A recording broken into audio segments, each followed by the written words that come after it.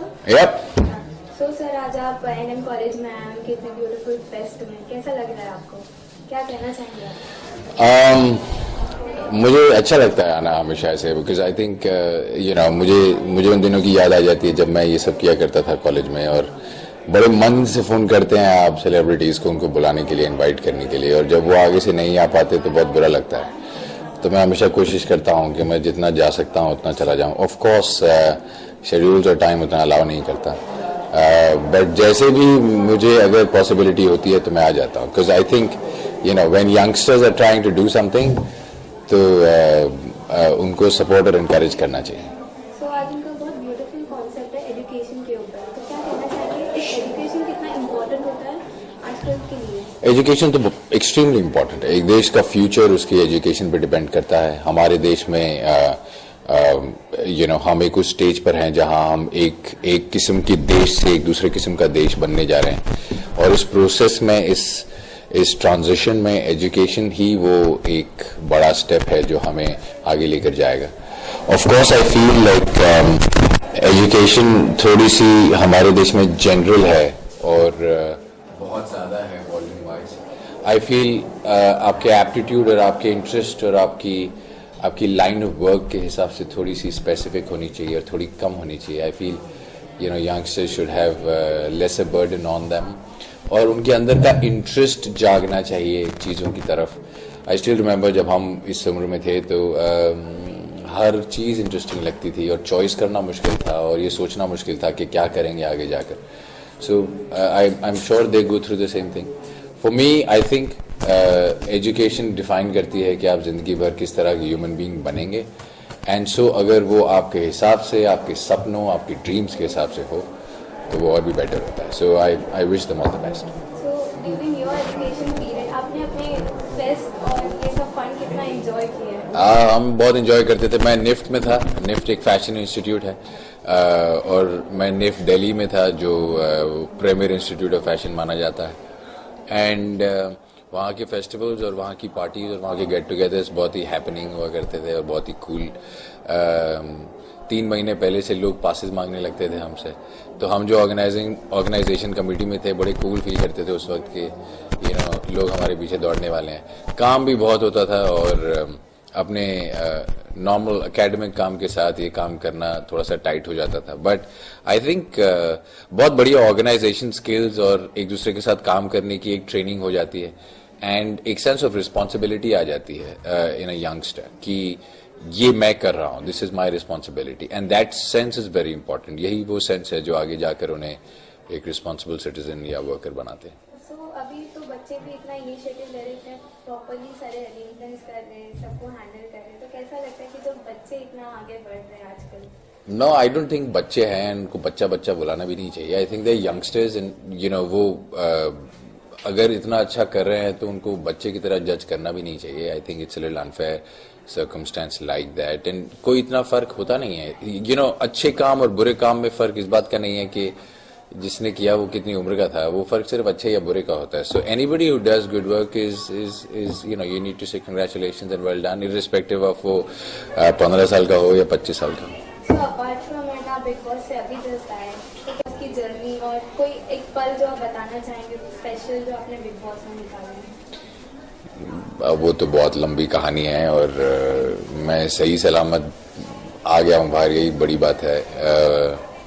और किसी को अंदर मारा नहीं, पीटा नहीं, ये भी बड़ी बात है। वहाँ पर कुछ 2-3 लोग ऐसे हैं जिन्हें मार पीट के ज़मीन में गाड़ देना चाहिए, या फिर प्लेनेट से कहीं बाहर फेंक देना चाहिए, बिकॉज वो इंसान ही नहीं है। बट हैविंग सेड दैट, मैं आपको एक अच्छा इंसिडेंट नरेट करता हूँ। आई डोंट नो वो टेलीकास्ट में आया था कि नहीं। एक टास्क दिया था हमें कॉल्ड राजा और रंक, जो कि इस सीजन का पहला सीक्रेट टास्क था, और वो टास्क मुझे दिया गया था, और मुझे मेरी जो टीम थी, जो सेलिब्रिटी ग्रुप था, उनको वो टास्क देना था। हम लोग सेवक थे, और जो दूसरी टीम थी कॉमनर्स की, वो लोग राजा थे।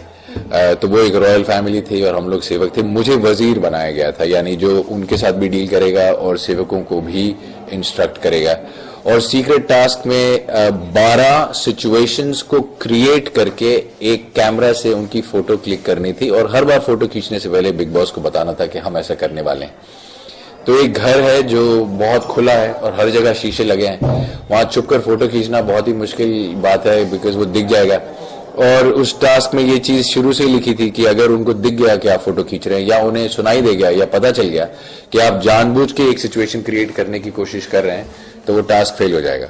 सो एट मेनी लेवल्स ये टास्क बहुत डिफिकल्ट था करना और हम लोगों ने बहुत मुश्किल से किया और जीते। और आई थिंक वो हम सब का एटलीस्ट जो सेलिब्रिटी टीम है उन सब का वो उस शो का हाईएस्ट बिगेस्ट मोमेंट था बिकॉज वो मजा भी बहुत आया और डिफिकल्ट भी बहुत था और बहुत अच्छे से किया हम लोगों ने। और जब हम लोग जीते तो उसके बाद सब लोग स्पॉन्टेनियसली डांस करने लगे जो नॉर्मली होता नहीं, हम थके मरे होते हैं कुछ भी करने के लिए।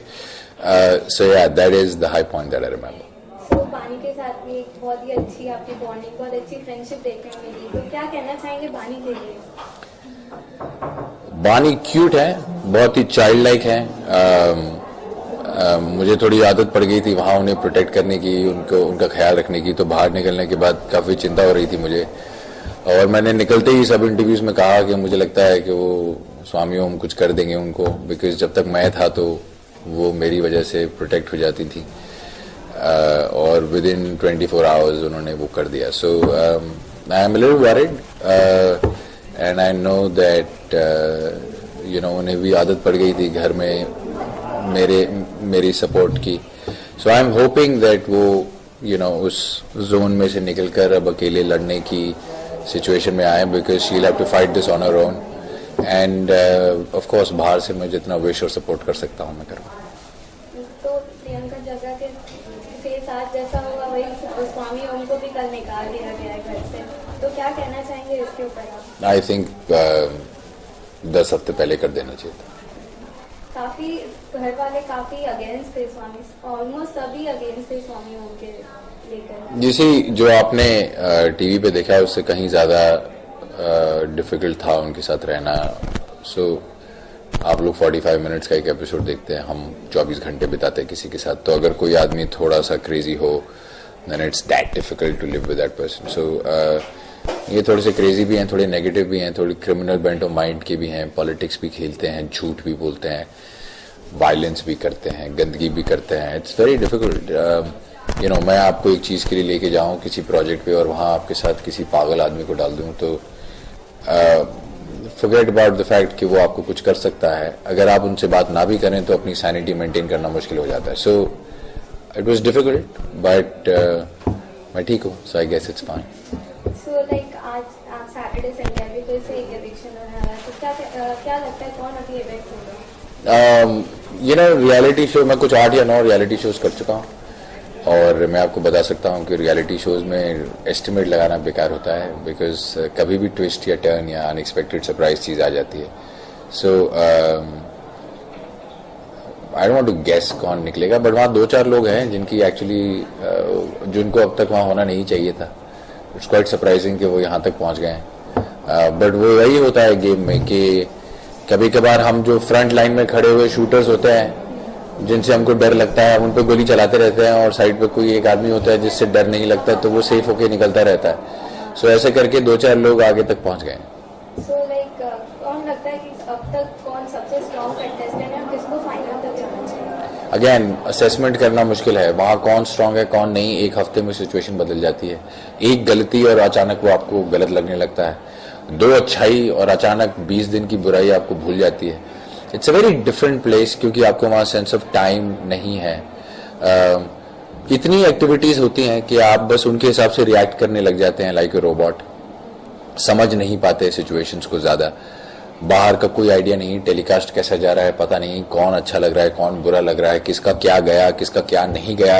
आप 24 घंटे की जिंदगी जी रहे हैं बट 40 मिनट्स बाहर जा रहा है, you don't have a sense. So you know वो मुश्किल है कि कौन जीत सकता है कौन नहीं। जो मेरे क्लोजेस्ट हैं वो रोहन और बानी हैं। पूरा सीजन में उनको प्रोटेक्ट करता रहा और उनको गाइड करता रहा और उनके साथ खड़ा रहा और वो मेरे साथ खड़े रहे एंड ऑफ कोर्स मैं तो चाहूंगा कि वही जीते। Okay, so like big boss से निकलने के बाद कुछ चेंज लगा आपको अपने लाइफ में, या कुछ आपको कुछ ऐसा चेंज लगा रहा है बिग बॉस से निकलने के बाद? हाँ, मैं कंटिन्यूसली अपने फ़ोन पर ही हूँ तब से, और मैं सारी दुनिया को सेम सवालों की सेम जवाब दिए जा रहा हूँ, बट आई गेस वो चलेगा for quite some time. It's a big show. और मैं बाहर निकला और वो मेरी एविक्शन थोड़ी सी सरप्राइजिंग थी शायद लोगों के लिए. तो उस दिन मैं ट्रेंड कर रहा था ट्विटर पे और नंबर 1 पोजीशन. नॉर्मली तो नहीं होता वो, आप नंबर 1 पोजीशन पे ट्रेंडिंग में नहीं होते ट्विटर पे. So that was a big thing. And then 2 days later वो सब फैंस ने कोई हैशटैग ब्रिंग बैक गौरव करके कुछ एक मूवमेंट चलाई हुई है. So I don't know what's going on. फिर कलर्स ने एक ट्वीट कर दिया, आर यू मिसिंग गौरव, और एक पोल कर दिया. So I don't know what people are doing. It's a little surprising, but for an actor जब आप एक ऐसे शो में जाते हो और आप बाहर आते हो और लोग आपको इतना सपोर्ट करते हैं, we feel good about it. And so आपके थ्रू जो भी लोग देख रहे हो या सुन रहे हो मुझे, थैंक यू. तो आगे कोई और प्रोजेक्ट्स जिसके बहुत सारे और बहुत सारी कॉन्वर्सेशन शुरू हो गई हैं, बट लाइक आई थिंक जब तक ये बिग बॉस चलेगा जैन एंड तक, तब तक तो कुछ भी नहीं हो पाएगा, because it's just taking away everything that you have right now. But as soon as we get out of here, I think. So आपके फेवरेट वानी और रोहन के लिए कुछ बेस्ट विशेस आप देना चाहेंगे? उन्हें पता है कि मैं कितना चाहता हूँ कि वो अच्छा करें. इनफैक्ट निकलने से एक दिन पहले भी रात को बैठकर मैं दोनों को समझा रहा था कि अगर बाई चांस कल मैं निकल गया तो आगे ऐसा करना और एक दूसरे को सपोर्ट करते रहना.